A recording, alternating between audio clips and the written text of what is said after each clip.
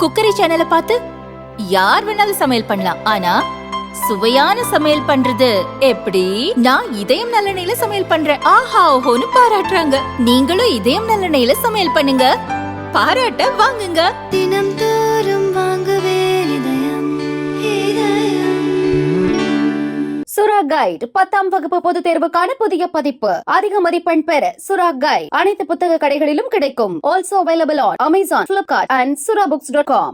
பகுஜன் சமாஜ் கட்சியின் முன்னாள் மாநில தலைவர் ஆம்ஸ்டாங் கொலை வழக்கில் 20க்கும் மேற்பட்டவர்கள் கைது செய்யப்பட்டனர். ரவுடி நாகேந்திரன் மற்றும் அவரது மகன் காங்கிரஸ் முன்னாள் நிர்வாகி அஸ்வத்தாமன் ஆகியோரும் கைதானவர்களில் அடக்கம். வேலூர் சிறையிலிருந்தே ஆம்ஸ்டாங் கொலைக்கு உதவியதாக ரவுடி நாகேந்திரனை போலீசார் கைது செய்தனர். அஸ்வத்தாமன் ஆம்ஸ்டாங் இடையே முன்விரோதம் இருந்ததாக கூறப்படுகிறது. இதனால் வேலூர் சிறையில் தண்டனை அனுபவித்து வரும் ரவுடி நாகேந்திரன் ஆம்ஸ்டாங் கொலைக்கு ஸ்கெட்ச் போட்டிருக்கலாம் என போலீசார் சந்தேகப்படுகின்றனர்.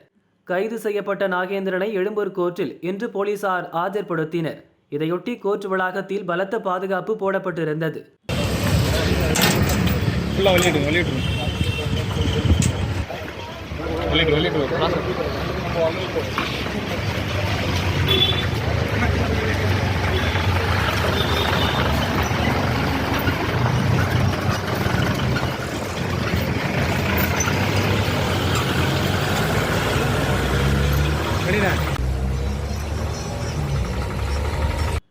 நாகேந்திரனை நீதிபதி முன்னிலையில் ஆஜர்படுத்திய போலீசார் அவரை 7 நாட்கள் கஸ்டடியில் எடுத்து விசாரிக்க அனுமதி கேட்டனர். அப்போது ஆம்ஸ்டாங் வழக்கில் ஏற்கனவே போலீஸ் காவலில் இருந்த திருவேங்கடம் என்கவுண்டர் செய்யப்பட்டதால் போலீஸ் காவலில் செல்ல மாட்டேன் என நாகேந்திரன் மறுப்பு தெரிவித்தார். உடல்நிலை சரியில்லாததால் வாரம் 2 முறை டயாலிசிஸ் செய்து வருகிறேன், உடல்நிலை பாதிக்கப்பட்டுள்ளதால் போலீஸ் கஸ்டடிக்கு அனுப்ப வேண்டாம் என நீதிபதியிடம் கேட்டார். இருப்பினும் ரவுடி நாகேந்திரனை 3 நாள் காவலில் எடுத்து விசாரிக்க போலீசாருக்கு நீதிபதி அனுமதி வழங்கினார்.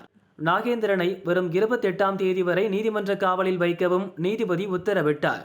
நாகேந்திரனை கஸ்டடியில் எடுத்து போலீசார் விசாரிக்க உள்ள நிலையில் இன்னும் பல தகவல்கள் வெளிவரக்கூடும் என எதிர்பார்க்கப்படுகிறது.